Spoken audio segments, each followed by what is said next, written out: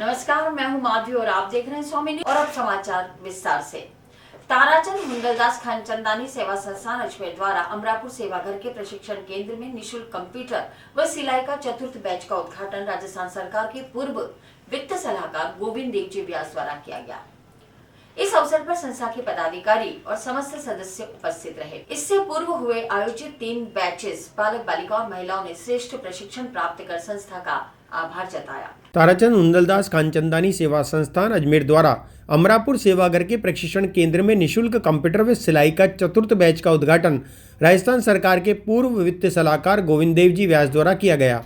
उन्होंने कहा कि कंप्यूटर व सिलाई को नौकरी का साधन बनाने के साथ साथ ज्ञान का जरिया भी बनाएं। प्रशिक्षण लेने वाले के मन में जिज्ञासा ज़्यादा होती है, उस जिज्ञासा का पूर्ण करते हुए ज्ञान देना चाहिए। कंप्यूटर शिक्षा आज के युग में आवश्यक है, चाहे वे स्कूल विद्यार्थी हो या महिला पुरुष और बुजुर्गों को भी कंप्यूटर का ज्ञान होना आवश्यक है। सिलाई के जरिए से रोजगार के साथ साथ डिजाइनिंग भी लाखों रुपए के पैकेज प्राप्त किए जा सकते हैं। अध्यक्ष कमल प्रकाश कृष्णानी ने बताया कि जिस आश्रम में बुजुर्गों की सेवा बच्चे नए भारत का निर्माण करें, वह महिलाएं रोजगार के जरिए से परिवार का लालन पालन करने के लिए यह सेवा का मंदिर खोला है। महेंद्र कुमार तीर्थानी ने कहा कि कोशिश करने वाले की कभी हार नहीं होती और अमरापुर सेवाघर में सेवा के माध्यम से एक नई ऊंचाइयों की ओर बढ़ रहा है। सचिव शंकर बदलानी ने जानकारी देते हुए बताया कि दोपहर 1 बजे से 3 बजे तक सिलाई की कक्षा और सायंकाल 5:30 बजे से 6:30 बजे तक कंप्यूटर का प्रशिक्षण दिया जाएगा। धन्यवाद हरिचंदानी ने दिया और मंच संचालन जयसंत गनवानी ने किया। कार्यक्रम में प्रारंभ में अमोलक खानचंदानी के पिता हुंडलदास ताराचंद खानचंदानी स्वामी इरदाराम साहिब व झूलेलाल की प्रतिमा के समक्ष दीप प्रज्वलित कर माल्यार्पण किया गया। कुसुमलता व प्रशिक्षण देने वाले ममता टिकियानी संजय शर्मा ने कोर्स के बारे में जानकारी दी। इस अवसर पर जीडी वृंदानी, रमेश मेघानी, डॉक्टर भरत छबलानी, जसवंत गनवानी, हरिराम कोडवानी, रमेश टिलवानी, ललित लोंगानी, ओम प्रकाश हीरानंदानी, जेठा बालानी, अजित पंपनानी, कैलाश लालवानी, ममता, दीपा पारवानी, भूपेंद्र राणावत, मेघराज राजौरिया और आश्रम के आवासी भी मौजूद रहे। कंप्यूटर सीख करके अपने रोजगार को बहुत आगे बढ़ाएंगे। आप जो सिलाई सीख करके अपने रोजगार को नहीं बल्कि फैशन की दुनिया में नए चमत्कार करेंगे। और जब चेहरे पे मुस्कुराहट आएगी, वो मुस्कुराहट कमल जी की मुस्कुराहट होगी, वो मुस्कुराहट यहां जितने भी बैठे हुए हैं उनकी मुस्कुराहट होगी। हम नहीं जानते हम कितने दिन इस दुनिया में रहेंगे, और हम आरती गाते हैं सारे लोग, तेरा तुझको अर्पण क्या लागे मेरा। ये जितने लोग यहां पर बैठे हुए हैं इनको उसने दिया, और जो दिया उसको वापस नई पीढ़ी के अर्पण करके ये तो अलविदा कह जाएंगे, लेकिन उनके अंदर जो गति है वो गति इनकी सिखाई हुई होगी। उनके अंदर जो चेहरे पे आत्मविश्वास होगा वो इन लोगों का दिया हुआ होगा। और एक निवेदन करूं सर, हमारे यहां पर जब जनेऊ पहनाई जाती है तो कहा जाता है कि 3 धागों की जनेऊ, 3 बातों का याद रखना, तेरे पे लॉन है 3 चीजों का। एक तो देवताओं का ऋण, जिसने तुझको इस योग्य बनाई है, बुद्धि डाली तेरे में, देवताओं का ऋण है।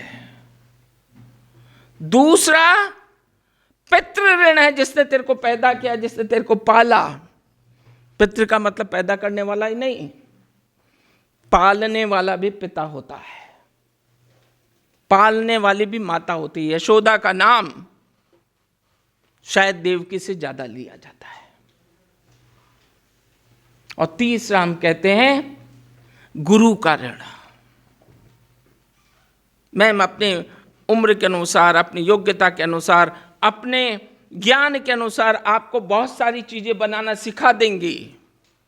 ये कंप्यूटर खोल करके कई तरह की डिजाइनें निकाल के सिखा देंगी, और हो सकता है आपके हाथों से मैम ऐसा आविष्कार करा दें जो अजमेर की इस दुनिया में, और अजमेरी ब्लाउज चाहिए। ये भी कहते थे कि सेवा जब तक आपने सेवा नहीं करी है तब तक आपने जीवन के अंदर कुछ नहीं किया है। और ये जो प्रकल्प देख रहे हैं, जो ये अमरापुर सेवा घर है, उसी की एक आधारशिला है। स्वामी जी कहते थे कि बूढ़ा बच्चा और बीमार है परमेश्वर की याद, करें भावना से सेवाएं, पाएंगे लोक परलोक में सुख पाए। ये जो भी हम लोग सेवा कर रहे हैं, ये सेवा हम आप लोगों के लिए नहीं कर रहे हैं, वो कहीं ना कहीं सेवा के ऊपर हम लोगों के ऊपर भी एक स्वार्थ है कि हम अपना परलोक में भी अपना जीवन सुधारना चाहते हैं। सेवा यदि करने को मिलती है, बुजुर्गों की सेवा इस आश्रम के अंदर हो रही है। सिलाई के जरिए से हम लोग महिलाओं को कुछ ना कुछ सिखाने का, उसको आत्मनिर्भर बनाने की कोशिश कर रहे हैं। इन छोटे छोटे बच्चों को, कन्याओं को कहीं ना कहीं हम काम करने के लिए, इन कन्याओं को सुविधा देने के लिए, इन बच्चों को, छोटे छोटे बच्चों को कंप्यूटर की शिक्षा से जोड़ने का काम कर रहे हैं। और उसके साथ साथ जिस हॉल में आप बैठे हुए हैं, इस हॉल के अंदर करीबन 7,000 किताबें इस समय उपलब्ध हैं। इन अलमारियां जो दोनों तरफ देख रहे हैं, तो 7,000 किताबें हैं। और किताबें जो है वो सिंधी देवनागरी के अंदर है, जो भाषा धीरे धीरे लुप्त होती जा रही है। हम लोगों जो बैठे ना, इसमें से 5 से 7 लोग से ज्यादा उस सिंधी भाषा को नहीं जानते, तो उसको अरबी सिंधी के अंदर है, उसको देवनागरी के अंदर कन्वर्ट करने का काम, उसको हिंदी में कन्वर्ट करने का काम और अंग्रेजी में कन्वर्ट करने का काम, और उसको डिजिटल यानी कि उसको स्कैनिंग करने का काम इसी हॉल में सुबह 10 बजे से लेकर शाम को 5 बजे तक दीदी हम लोगों के साथ में रहते हुए यहाँ पर सेवा देती है। 2 दीदियां हैं और दोनों जया दीदी यहाँ रहते हुए काम करती हैं। सौभाग्य की बात है कि हमें यहाँ सेवा करने का मौका मिला है, और उस घड़ी में खुशी में आज यहाँ पे जो सिलाई केंद्र और कंप्यूटर का प्रशिक्षण केंद्र चलाया जा रहा है, उसका 4थे सत्र का उद्घाटन के अवसर पर हम सब एकत्रित हुए हैं। ये सिलाई केंद्र जो हमारा चलता है, दोपहर को 1 बजे से 3 बजे तक का समय है। इसमें शनिवार को 1 बजे से 2 बजे तक और रविवार को इसका अवकाश रहता है। कंप्यूटर क्लास 5:30 से 6:30 बजे तक चलती है।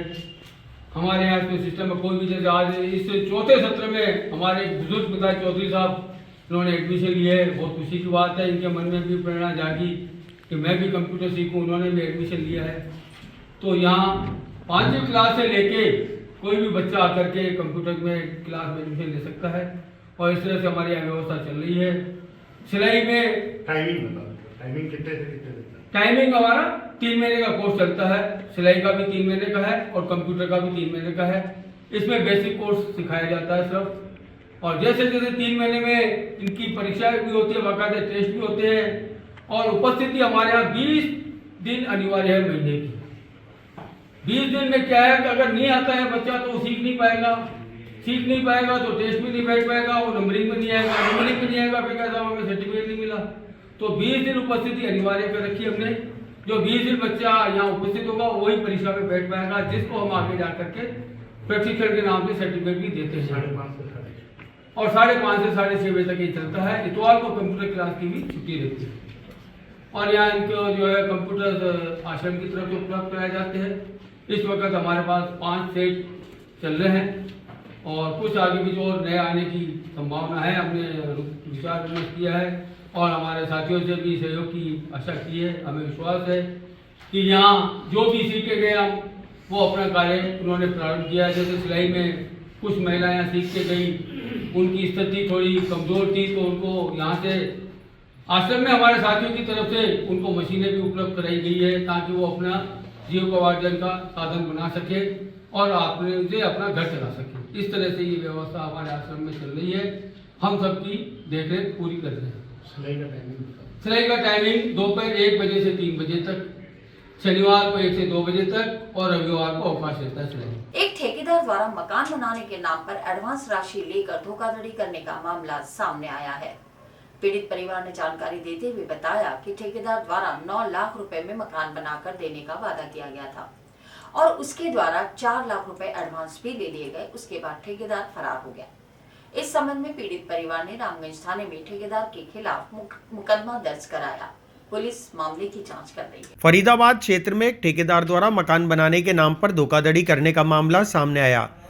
पीड़ित मकान मालिक ने जानकारी देते हुए बताया कि ठेकेदार द्वारा 9 लाख में मकान बनाकर देने का वादा किया गया था। इसकी एवज में ठेकेदार ने स्टाम्प पर लिखकर भी दिया था। ठेकेदार को मकान मालिक द्वारा 4 लाख रुपए एडवांस भी दिए गए। पीड़ित ने बताया कि ठेकेदार द्वारा मकान की 2-3 दीवार कमजोर बना दी गई और उसके बाद 2 महीने से काम बंद कर वह फरार है। इस संबंध में पीड़ित ने रामगंज थाने में ठेकेदार के खिलाफ मुकदमा दर्ज कराया। पुलिस मामले की जांच कर रही है। 4 लाख 14,000 जो ठेकेदार है इसको ये ठेका मकान दिया था हमने ठेके पे बनाने के लिए 9 लाख में, तो उसमें से 4 लाख रुपए लेके गया ही और 2 महीने से गए थे। हमने 1-2 बार मिला तो जाति से हमारे को इसने बुरा बोला और हमने इसको पैसे के लिए बोला तो बोले नहीं दूंगा, जाओ जो कुछ करना कर लो, समझे नहीं। और पुलिस थाने में रिपोर्ट दी, पुलिस में आता है और भाग जाता है और हमको कहीं नहीं मिलता, देख के भाग जाता, बात ही नहीं करता बिल्कुल। से ये 2 एक कमरा आगे, एक पीछे, एक नीचे और ऊपर बनाने का था तो वो ऊपर का तो करा नहीं, आधे में छोड़ के भाग गया। डीपीसी भी नहीं उठाई, ना नीम सही करी है, नीम भी बिल्कुल अच्छी है एकदम। ये रेगर मोहल्ला है अपना दिग्गी बाजार में, वहाँ का रहने वाला है। क्या नाम है? हरिवंश है, टंडन, हरिवंश टंडन नाम लिखा है। ये गिरने की स्थिति में कभी भी गिर सकता है। इसकी कोई बिल्कुल जो बनावट है वो आप देख रहे हो, नीम वगैरह कुछ भी नहीं है। और इस दीवार को भी टेढ़ा बनाया था उसने, इसको सीधा करवाया हमने और ये तो टूट के पूरा बनेगा वापस। अलवरगेट थाना क्षेत्र के नामकरण का आता झलकारी नगर में घर के बाहर खड़ी होंडा शाइन मोटरसाइकिल ने अज्ञात व्यक्ति द्वारा आग लगा दी गई। इस संबंध में वाहन मालिक और परिजनों ने नाराजगी जताते हुए अज्ञात आरोपी को गिरफ्तार करने की मांग की। क्षेत्रवासियों ने बताया कि पूर्व में भी इस तरह की 2 घटना क्षेत्र में हो चुकी है, लेकिन अभी तक उनका कोई सुराग नहीं लगा है। अलवरगेट थाना क्षेत्र के झलकारी नगर इलाके में, और यहाँ पर एक बाइक है, आप तस्वीरों में आपको दिख रहा होगा, बाइक पूरी तरीके से जल चुकी है। ये जो बाइक है इसको कल अज्ञात व्यक्तियों ने रात में लगभग 12 बजे इसमें आग लगा दी है। तस्वीरों में आपको दिख रहा होगा, परिवार जो है वो यहाँ पे मौके पे मौजूद है। आसपास के जो क्षेत्रवासी है उनमें एक दहशत बनी हुई है, क्योंकि पहली बार ऐसा हुआ है। और यहाँ जिन्होंने हमें जानकारी दी उन्होंने भी बताया कि ये जो जगह है यहाँ आसपास में साइकिल, बाइकें, इस तरीके की छोटी छोटी चिंदी चोरियां हैं, उस चोरी की वारदातें भी लगातार होती रहती हैं। ये जो जगह है ये नौनकरण का अहाता झलकारी नगर कहलाता है, अलवरगेट थाना क्षेत्र में आता है। तस्वीरों में आप देख सकते हैं बाइक को इतना जबरदस्त तरीके से जलाया है कि पूरी जो बाइक है जलकर राख हो चुकी है। इसका जो मलबा है वो भी अभी भी जो है नीचे पड़ा हुआ है। क्या आंटी जी आपके बच्चे की क्या बाइक है? मेरे बच्चे की, मेरे विक्की है, मेरा लड़का। हम रात को मैं 10:30 बजे सो गई थी, मेरे बच्चे को बुलाने गई तो ये सर ये गाड़ी में है ना 12:30 बजे करीब ऐसे आग लगी हुई। हम सो गए तो बच्चा 11:30 बजे खाना खा के सो गया था। और ये पड़ोसी सामने लड़का है, उसने बोला aunty Vicky, aunty Vicky, aunty Vicky. मेरे को भैया आँख ही नहीं खुली, मैं बीच का दरवाजा बंद था, मेरा पीछे का भी था और मैं सो चुकी थी। बच्चा खाना खा के, खाना डाल के सो गया था अपना भी। और फिर है ना बाद में मेरे को लड़का बोलता है, पड़ोसी बोले विक्की आंटी, विक्की आंटी। भैया इतनी तेजी से चिल्लाया, फिर एकदम से विक्की आंटी बोला ना, गाड़ी में आग लगा दी विक्की की। मैं तब मैं एकदम से बैठने से उठी मैं। उसके बाद में मैंने विक्की विक्की तेरी गाड़ी में आग लगा दी है। तो वो बच्चा सामने से बोल रहा है कि हम तो बहुत देर से आवाज लगा रहे थे, पड़ोसी थे। तो उन्होंने बोला ये बाइक में आग लगा दी। बोला आप देखो तो सरी, बोली पड़ोस में आग लग रही है, आग लग रही है। फिर मैं बाहर निकली तो बच्चे को उठाया मैंने, इसने पानी में, मतलब गाड़ी में आग लगते हुए मैं इन्हें पानी डाला बच्चे ने। फिर उसके बाद में मैं वहाँ थाने पे गई तो वहाँ मैंने बोला मैंने कि अभी अपन को चलना है, रिपोर्ट करानी बेटा। उसके बाद में वहाँ फिर है ना मतलब जीसी आई थी, उनके साथ हम बैठ के आए। फिर उन्होंने देखा, फिर नाम पता पूछा, इधर लिखा पढ़ी करी। और सर पहले से रंजिश है मेरे, जो कोई है पड़ोसी, उनसे रंजिश से मेरे बच्चे का सर भी फाड़ दिया था, मारपीट भी करी थी धोखे धड़के से ना सर। हमें उन पे शक है और हमें उन पे शक है सर। तो पुलिस को नाम बताया आपने उनका? जी वो रात को। अच्छा ये जो जगह है इधर ऐसी वारदातें पहले भी हो चुकी है आंटी? ये सर ये पहली दफा हुआ है, पहली दफा हुआ है। गाड़ी उठा के चोरी करनी। क्या नाम है? नाम क्या है आपका? नाम? मेरा नाम सुशीला, इधर विक्की नाम का लड़का है। ठीक है, सुशीला जी है, उनका बच्चा है विक्की। विक्की की गाड़ी में ये है आगजनी की जो वारदात है वो हुई है, कल रात की बात है। क्या हुआ है विक्की, क्या कैसे लगी गाड़ी में आग? भैया मैं बाहर था पार्टी में, दोस्त की मामा के लड़के का बर्थडे था, तो मैं वहाँ पे फिल्म देख के और पार्टी में था। तो मम्मी बुलाना आई तो मैं आया घर पे। घर पे आया, मैंने खाना वाना खाया, मम्मी को बोला मैं कल काम पे जाऊंगा, मैं सो रहा हूँ। बस 15 मिनट वो ही है मेरे को घर पे आए हुए, 11:30 बजे मैं आया घर पे। उसके बाद मैं सोया, उसके 15 मिनट बाद ही गली वालों ने आवाज लगाना चालू कर दी। अच्छा, जब ये गाड़ी तुम्हारी माँ ने तुम्हें उठाया, उसके बाद जब बाहर आके देखा तो क्या कोई गाड़ी में आग लगाता हुआ भगता हुआ ऐसा कुछ भी नहीं देखा सर। हाँ, ददक रही थी गाड़ी, बस गाड़ी पक रही थी और मैंने देख के बस पानी डाला इस पे और कुछ नहीं करा। बाकी क्या स्थिति है इस मोहल्ले की, जैसे बता रहे थे तुम साइकिल वगैरह? ये है कि एक दूसरे को देख के कोई छेता नहीं है यहाँ पे। अच्छा, नहीं, यहाँ पे मतलब छोटी मोटी झगड़ों पे ही चाकू चोरी निकलती है और ये आग वाग लगना ये सब पहले का ही। नहीं तो जैसे जो चोरी बता रहे थे तुम अभी आने आया उसके पहले? उससे पहले यहाँ पे गलियों में 3 साइकिलें चोरी हुई है। हाँ, 1-2 दिन पहले यहाँ पे घर का ताला भी तोड़ा, गाड़ी के और ये जो गाड़ी है उसको गिरा के भी भगे रात में कल ही। गली वाला आस पड़ोसी बोल रहे हैं। तो यहाँ कोई आसपास में कैमरे वगैरह नहीं लग रहे? यहाँ पे आसपास में कैमरे लग रहे हैं ना। पुलिस में शिकायत दे दी आपने? पुलिस में शिकायत दे दी है। पुलिस आ गई थी? पुलिस आ गई है, वो चेक करके गई है, अब वो उनकी कार्यवाही करेंगे। बाकी तो जैसा तुम्हारी मम्मी बता रही है कि जिससे भी जो भी है तुम्हारा जो भी झगड़ा वगैरह हुआ उसका नाम वगैरह तुमने? नहीं, दुश्मनी तो किसी से नहीं है, पर जिसका भी झगड़ा हुआ था उसने बोली थी देखो बाद में देख लेंगे। तो ऐसा लग रहा है तुम्हारा? मेरे को देख के वही लग रहा है कि ये उसी ने करा और रात में 12 बजे 1 बजे तक वो बाहर था। तो कैमरे में भी चेक करा तो उसमें वो बाहर दिख रहा। अजमेर के टीटी कॉलेज की मान्यता रद्द होने पर आज छात्रों में भारी आक्रोश देखने को मिला। कॉलेज के सभी छात्र छात्राओं ने आज जिला कलेक्ट्रेट पर उपस्थित होकर प्रदर्शन किया। इस बारे में छात्रों ने कहा कि एनसीटी के द्वारा टीटी कॉलेज की मान्यता रद्द कर दी गई है, जबकि 150 विद्यार्थियों को पूर्व में प्रवेश दिया गया था और सभी से फीस भी ले ली गई। उन्होंने कहा कि अब उनका 1 वर्ष और बचा है, इसके बाद अगर वे नौकरी पे लगते हैं और वहां से उन्हें हटा दिया जाता है तो उनका भविष्य अंधकारमय होगा। उन्होंने कहा कि टीटी कॉलेज की मान्यता वापस बहाल की जाए, अन्यथा उग्र आंदोलन किया जाएगा। देखिए, वो स्टूडेंट है टीटी कॉलेज के, मीरचाली स्थित जयपुर रोड पर जो टीटी कॉलेज है उसकी मान्यता रद्द कर दी गई है। बच्चों का जो भविष्य है वो अंधकार में जो इनको नजर आ रहा है, उसी को लेकर ये प्रदर्शन आज का कर रहे हैं। कलेक्ट्रेट के बाहर काफी देर से प्रदर्शन कर रहे थे, लेकिन अभी घर में जो गेट है उसमें घुसने की कोशिश की है, पुलिस के द्वारा रोका गया है। तस्वीरों में आपको दिखाई दे रहा होगा।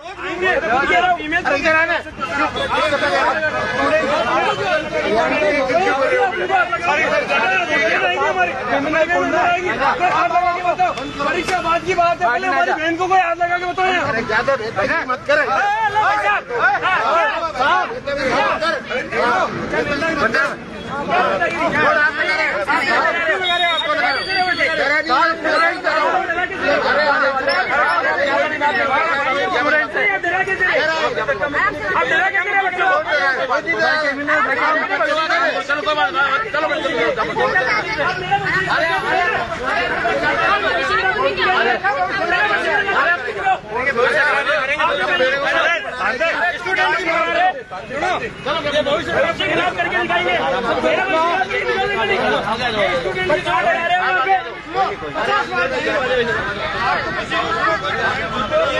हमारे साथ गड़बड़ हुई है। क्या हुआ है, क्यों, किस लिए आज आप यहाँ पर आए थे?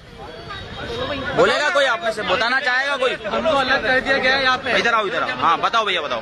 हमारा गवर्नमेंट कॉलेज है, राजस्थान में सिर्फ 2 गवर्नमेंट कॉलेज है। हमारी कट ऑफ सबसे ज्यादा आते हैं, हमने पीटीटी एग्जाम दिया है। हाँ। और हमारे कॉलेज की मान्यता एनसीटी के द्वारा रद्द कर दी गई है। हाँ। और हमारे पास एनसीटी की मान्यता नहीं है। हम कभी सरकारी नौकरी लग जाएंगे, आगे जाएंगे भविष्य में, तो हमें बाहर निकाले जाएंगे डीवी में। और ये एग्जाम देने के बाद एनसीटी की मान्यता के अभाव में भी हम 150 विद्यार्थियों को यहाँ पर प्रवेश दिया गया, उनसे 40 लाख रुपए फीस ली गई थी, और उसके बाद में जो हमको 2 साल पढ़ने के बाद में डिग्री मिलेगी उसकी कोई मान्यता नहीं रहेगी। और उस डिग्री के मान्यता के अभाव के अंदर हमको सरकारी शिक्षक बनने का पात्र नहीं बनने दिया जाएगा, हमको बाहर कर दिया जाएगा डॉक्यूमेंट वेरिफिकेशन। तो ये जब सरकार अभी नहीं बनी है तभी मान्यता रद्द हुई है या पहले हुई थी? उससे पहले सन 2022 के अंदर मान्यता रद्द हो गई। उसके बाद में टीटी कॉलेज ने जो परीक्षा करवाती है उसको लिखित में दिया था कि हमको 150 बच्चे पढ़ाने की क्षमता है और आप हमको 150 बच्चों का प्रवेश दीजिए। हाँ। और प्रवेश देने के बाद में यहाँ पर स्टेट के टॉप 150 बच्चे आते हैं और उन टॉप 150 बच्चों को कॉलेज प्रशासन को कोई कदर नहीं है उनको। वो इन सब बच्चों का फ्यूचर खराब करना चाहते हैं। उन्होंने, आप लोगों को कब पता चला इसकी मान्यता जो है रद्द हो चुकी है? 2 महीने पहले अक्टूबर के महीने में जब हमको पता चला। सीबीएसई द्वारा ईआरएमएस की परीक्षाएं आयोजित की गई थी। इस दौरान ख्वाजा मॉडल स्कूल में परीक्षा देने आए एक छात्र के बायोमेट्रिक लेने पर दिल्ली कंट्रोल रूम से सूचना प्राप्त हुई कि छात्र फर्जी है। इस पर स्कूल प्रशासन ने छात्र के खिलाफ सिविल लाइन थाने में शिकायत दर्ज कराई। पुलिस पूछताछ में सामने आया कि छात्र किसी अन्य छात्र की आवाज में परीक्षा देने आया था, जिससे पुलिस द्वारा पूछताछ की जा रही है। ERMS की परीक्षा CBSE द्वारा अनेक केंद्रों में आयोजित कराई गई। अजमेर के ख्वाजा मॉडल स्कूल में आयोजित हो रही परीक्षा के दौरान एक छात्र के बायोमेट्रिक लेने पर दिल्ली कंट्रोल रूम से सूचना प्राप्त हुई कि यह छात्र गलत है, जिस पर स्कूल प्रशासन ने पुलिस को सूचना दी। पुलिस ने मौके पर पहुंचकर छात्र को डिटेन किया और पूछताछ की, जिस पर छात्र ने कहा कि वह सवाई माधोपुर निवासी दिलसुख मीणा के स्थान पर परीक्षा देने आया था। सिविल लाइन थाना पुलिस ने कालूराम मीणा को गिरफ्तार कर लिया। पुलिस छात्र से पूछताछ कर रही है। ये देखिए, कल 17 तारीख को ये अभियोग दर्ज हुआ है। 17 तारीख को ये ERMS की एग्ज़ाम थी कल, जो CBSE कंडक्ट करवा रहा था। तो कई सेंटर थे शहर में, उसमें ख्वाजा मॉडल स्कूल भी एक सेंटर था। वहाँ पे एक लड़का पेश हुआ, तो उसने जब सेंटर पे बायोमेट्रिक लिया गया तो दिल्ली कंट्रोल रूम पे सिग्नल आया कि ये जो लड़का है वो गलत है। उसके आधार पे उससे पूछताछ की तो उसने स्वीकार किया कि मैं जो दूसरा लड़का है दिलसुख मीणा, उसका आधार कार्ड लेके और उसने मेरी फ़ोटो यूज़ की है और मैं वो गलत कैंडिडेट था। उसके आधार पे ख्वाजा मॉडल स्कूल के जो केंद्राधीक्षक है, एग्ज़ाम सुप्रिटेंडेंट हैं श्री राजीव अरोड़ा, उन्होंने ये अभियोग दर्ज करवाया है और उसके आधार पर इस मुकदमे को दर्ज करके कालूराम मीणा है, ये निवासी मेहंदीपुर बालाजी का है, जो दिलसुख मीणा सवाई माधोपुर निवासी है, इसकी परीक्षा देने के लिए बैठा था। उसके आधार पे ये मुकदमा दर्ज किया है और चूँकि ये नया जो परीक्षा अधिनियम राजस्थान सरकार का है, उसकी धारा 3/10 में, उसमें एडिशनल SP ही जांच अधिकारी होता है। अतः सिविल लाइन थाने में मुकदमा दर्ज करके और जांच की जा रही है और जैसी भी इन्वेस्टिगेशन से कार्रवाई होगी वो। आज अजमेर के अजयमेरू पालरा औद्योगिक क्षेत्र में उत्तर भारत की प्रथम LNG वितरण सुविधा का शुभारंभ इंद्रप्रस्थ गैस लिमिटेड द्वारा अजयमेरू पालरा औद्योगिक क्षेत्र में किया गया। उद्घाटन कार्यक्रम प्रबंध निदेशक कमल किशोर चेतीवाल के कर कमलों से हुआ। इस संबंध में प्रबंध निदेशक ने जानकारी देते हुए बताया कि वर्तमान में प्रदूषण और पेट्रोल डीजल की बढ़ती कीमतों से लोगों का उत्साह CNG गैस के साथ ही LNG के प्रति भी बढ़ता जा रहा है। डीजल की तुलना में यह सस्ती और पर्यावरण संरक्षण में भी लाभदायक रहेगी। आज अजमेर के अजयमेरू पालरा औद्योगिक क्षेत्र में उत्तर भारत की प्रथम LNG वितरण सुविधा का शुभारंभ इंद्रप्रस्थ गैस लिमिटेड द्वारा किया गया। उद्घाटन कार्यक्रम प्रबंध निदेशक कमल किशोर चेतीवाल के करकमलों द्वारा तथा अन्य वरिष्ठ अधिकारी, विभाग प्रमुख परियोजना सत्येंद्र कुमार पाल, परियोजना के वरिष्ठ उपाध्यक्ष भूदेव सिंह, अजमेर भौगोलिक क्षेत्र के प्रमुख हेमंत सिंह, महाप्रबंधक कमरुद्दीन अंसारी, महाप्रबंधक कमलजीत सिंह सिद्धू, अतिरिक्त महाप्रबंधक विक्रम जेटली, अतिरिक्त महाप्रबंधक नितिन वैष्णव और कुलदीप बड़जात्या की उपस्थिति में किया गया। इस संबंध में प्रबंध निदेशक ने जानकारी देते हुए बताया कि वर्तमान में प्रदूषण और पेट्रोल डीजल की बढ़ती कीमतों से लोगों का उत्साह CNG गैस के साथ ही LNG के प्रति भी बढ़ता जा रहा है। उन्होंने बताया कि अजयमेरू पालरा LCNG स्टेशन के द्वारा वाहनों में CNG गैस के साथ ही LNG की आपूर्ति भी की जाएगी। डीजल की तुलना में यह सस्ती और पर्यावरण संरक्षण में भी लाभदायक रहेगी। उत्तर भारत की प्रथम LNG वितरण सुविधा का आज अजमेर में शुभारंभ किया गया। उन्होंने बताया कि इस तापमान तरल अवस्था में होता है और यह वाहनों में तरल अवस्था में भरी जाती है। यह गैस तरल अवस्था में टैंकर द्वारा गुजरात से अजमेर लाई जाती है और भारत के ग्रीन हाउस गैस उत्सर्जन की तीव्रता को कम करने में सहायक होगी। यह भारत द्वारा 2070 तक शून्य कार्बन उत्सर्जन पहुंचने में भी सहायक होगी। साथ ही CNG गैस की सुविधा इंद्रप्रस्थ गैस लिमिटेड द्वारा अजमेर, पाली तथा राजसमंद में पहले से ही शुरू कर दी गई है। अजमेर में 19, पाली में 21 तथा राजसमंद में 8 CNG स्टेशन है, जहां वर्तमान में CNG गैस की आपूर्ति की जा रही है। ये आज जो है ये LNG डिस्पेंसिंग का है। जो LNG है ये डीजल का, जो बड़ी गाड़ियों में जो डीजल यूज़ होता है उसके सब्स्टिट्यूट के रूप में विश्व भर में काफ़ी इस प्रूवन एक फ्यूल है। जहाँ पे जैसे आप डीजल की जो मेन डिसएडवांटेज हम कह सकते हैं आज के युग में, वो है कि पर्यावरण में उसका CO2 एमिशन काफ़ी ज़्यादा रहता है। तो LNG 30 से 40% CO2 को रिडक्शन में सहायक होता है। प्लस इसके साथ साथ ये उससे किफ़ायती भी होता है कि 10 से 15% जैसे प्राइस उसका कम होता है एज़ कम्पेयर टू डीजल। तो ये दोनों एडवांटेज हमें मिलते हैं कि हम एक तरफ पर्यावरण की जो सुरक्षा है वो भी कर सकते हैं, प्लस साथ साथ हमारे जो कंज्यूमर्स हैं उनको हम एक ऐसा ईंधन उपलब्ध करा सकते हैं जो किफ़ायती भी है डीजल के कंपैरिजन में।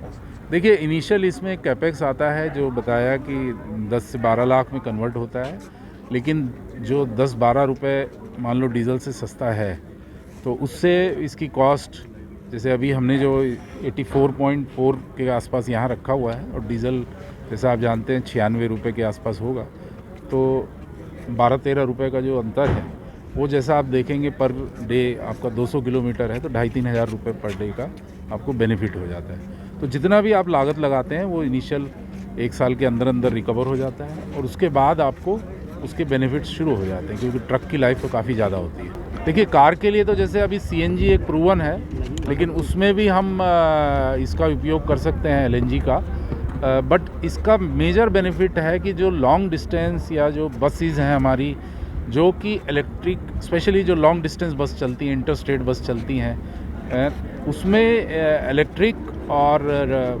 जो CNG है दोनों का थोड़ा एक लिमिटेशन रहता है कि उनकी जो दूरी है, जो एक फिल में जो जिसको बोलते हैं एक बार भरने के बाद कितनी गाड़ी चलती है, तो वो एक लिमिटेशन आती है। जो लिमिटेशन ये LNG फ्यूल दूर करता है कि वो बड़े बड़े ट्रक भी जो है 1000 किलोमीटर तक एक बार भरने के बाद चल जाते हैं, जो कि नॉर्मल अगर हम CNG भरें तो 200 से 300 किलोमीटर से ज़्यादा नहीं भर पाते। अजमेर में अभी हम एक जो गोल्डन क्वाड्रिलेटरल, ये तो दूसरा वाला हाईवे है, बट जो मेन हाईवे गोल्डन क्वाड्रिलेटरल वाला जो नसीराबाद की तरफ जाता है, वहाँ भी हम एक प्लान कर रहे हैं, क्योंकि हमारा मेजर जो हैवी ड्यूटी ट्रक्स हैं वो उसी रोड पे ज़्यादा चल रहे हैं, तो वहाँ भी हम प्लान कर रहे हैं एक। और इसके अलावा हम रेवाड़ी में एक प्लान कर रहे हैं जो गोल्डन क्वाड्रिलेटरल के जो पार्ट्स हैं, और एक हम ग्रेटर नोएडा में ईस्टर्न पेरिफेरल वहाँ प्लान कर रहे हैं। और इसके आगे उदयपुर तक हमने अभी EOI निकाला हुआ है, जहाँ कोई भी हमें स्ट्रेच मिलता है तो वहाँ हम प्लान करेंगे। ये अजमेर में पहला है?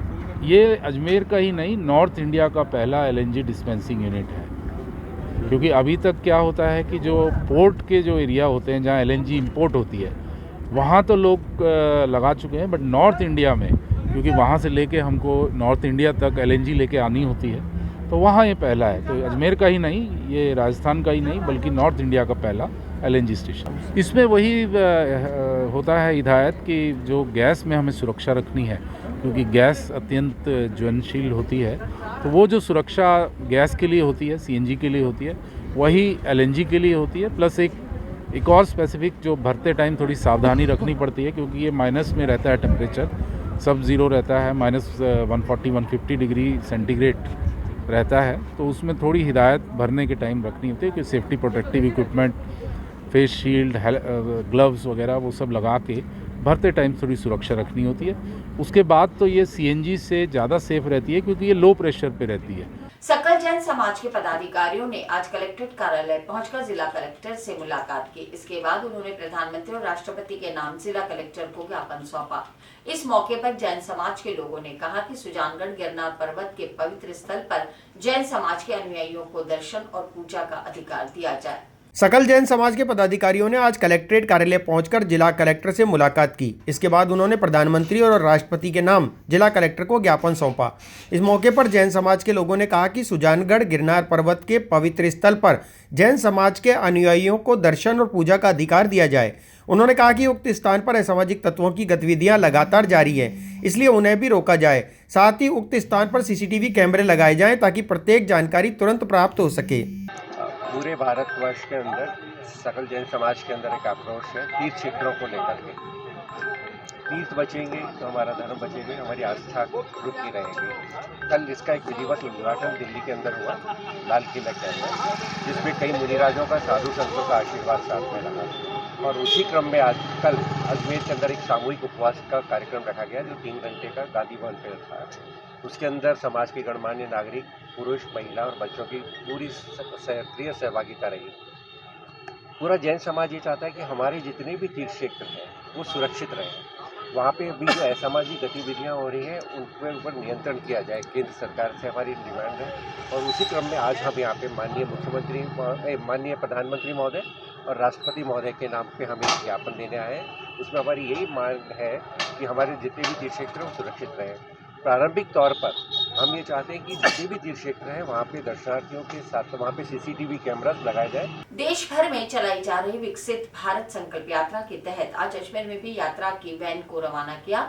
इस मौके पर विधानसभा अध्यक्ष वासुदेव देवनानी और महापौर बैजलत आहाड़ा ने यात्रा को हरी झंडी दिखाकर रवाना किया। इस यात्रा के जरिए लोगों को घर, अनाज, रसोई लोन, शौचालय और शिक्षा जैसी सुविधाएं दिलाने का कार्य किया जाएगा। साथ ही इस योजना से जो भी वंचित है उनका रजिस्ट्रेशन कराकर उन्हें भी इन योजनाओं से जोड़ा जाएगा। देश भर में चलाई जा रही विकसित भारत संकल्प यात्रा के तहत आज अजमेर में भी यात्रा की वैन को रवाना किया गया। इस मौके पर विधानसभा अध्यक्ष वासुदेव देवनानी अपने 1 दिवसीय कार्यक्रम के तहत अजमेर पहुंचे।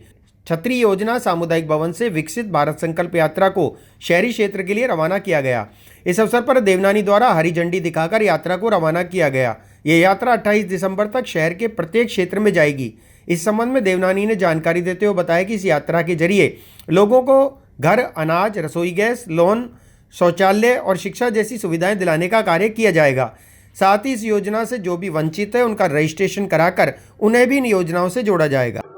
देश के यशस्वी प्रधानमंत्री, युग पुरुष, राष्ट्र पुरुष माननीय मोदी जी की जो एक विकसित भारत की कल्पना है, उसको लेकर के देश भर के अंदर 15 तारीख से जो हमने विकसित भारत संकल्प यात्रा प्रारंभ की है, जिसका आज अजमेर शहर के अंदर वार्ड 74 से श्री गणेश हुआ है, जिसमें इस प्रकार के कैंप लगेंगे। जो अंतिम छोर पर बैठा हुआ व्यक्ति है उसको प्रधानमंत्री की जो मुख्य 17 योजनाएं हैं, जिसमें हर व्यक्ति को आवास भी हो, उसके जल के कनेक्शन की बात हो, उसको दवाई भी मिले, उसको वहाँ पे गैस के कनेक्शन के साथ स्वच्छता का शौचालय भी हो, और वह अपना जीवन की जो मूलभूत आवश्यकताएं हैं वह उसको मिले, रोजगार भी मिले, चाहे मुद्रा बैंक है, बाकी जो प्रधानमंत्री की योजनाएं जो छोटी छोटी 10,000 रुपये भी लेकर के अपने पाँव पे खड़ा हुआ है, ऐसी योजनाओं को लोगों को जहां भी उन्होंने पहले लाभ मिला है उनको बराबर मिल रहा है कि नहीं आ रहा है उसका, और जो इससे वंचित हैं उन सारे वंचित लोगों को भी ये लाभ मिले, उसका रजिस्ट्रेशन होगा और उनका तुरंत उनको इस योजना का लाभ मिलेगा। मैं समझता हूँ इससे जो माननीय प्रधानमंत्री जी की जो कल्पना है कि अंतिम छोर तक बैठे हुए व्यक्ति को इन सारी योजनाओं का लाभ मिले, इन कैंपों के माध्यम से मिलेगा। मैंने इसके लिए सारे अधिकारियों को भी निर्देश दिए हैं कि वह वहाँ पे कैंप अच्छी तरह लगें, सारे अफसर पूरे टाइम बैठें और वहाँ पे लोगों को ला करके वंचित लोगों का रजिस्ट्रेशन करें। साथ में जो जनप्रतिनिधि हैं उनसे भी अपेक्षा है कि वह इस योजना को अपनी योजना मानते हुए अपने क्षेत्र के जो गरीब बस्तियां हैं विशेष रूप से उन पर जा करके लोगों को रजिस्टर कराएं, इन योजनाओं का लाभ दिलाएं। तो वास्तव में जो हमारा एक विश्व गुरु की जो कल्पना है माननीय प्रधानमंत्री जी की, और उन्होंने 5 अभी संकल्प भी दिलाए हैं, उन संकल्पों को साकार करने के लिए सब लोग जुटें, आम जन भी सहयोगी बने, हम सब मिलकर के इस राष्ट्र को विश्व के परचम में फहराएं। विश्व के अंदर इस प्रकार का योग का सपना है, हम प्रधानमंत्री जी का सपना साकार करें, उसे सब लोग सहयोग करें। यही आज का इस कार्यक्रम का प्रारंभ थी।